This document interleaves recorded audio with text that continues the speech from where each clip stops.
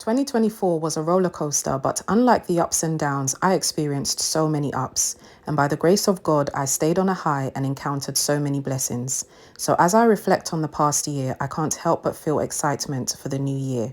Now, my mind is already set on my goals, but my environment isn't. So with that being said, let's get this home briefly refreshed for 2025. Tell the story of how I've overcome.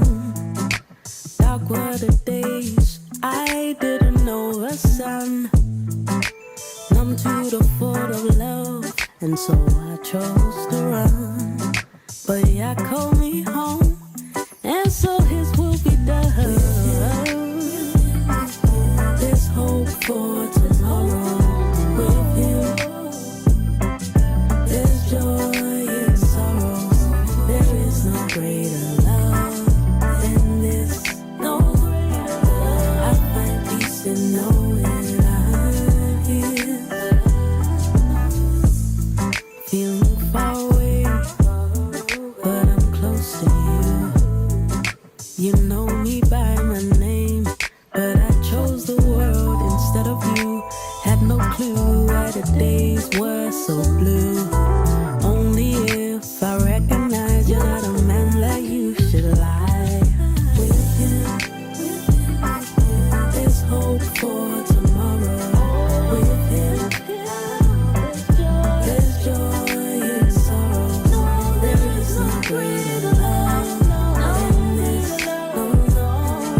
I find peace in knowing I'm His. Walking all alone on this weary road. Heavy burdens on my shoulders with no one to bear the load. Thought I could do it by myself. Guess I was wrong. Then I heard a small voice say, this time you don't need to be strong. There's hope for tomorrow with Him. There's joy in sorrow. There is no greater love than this. I find peace in knowing I'm His. Through Him, with Him,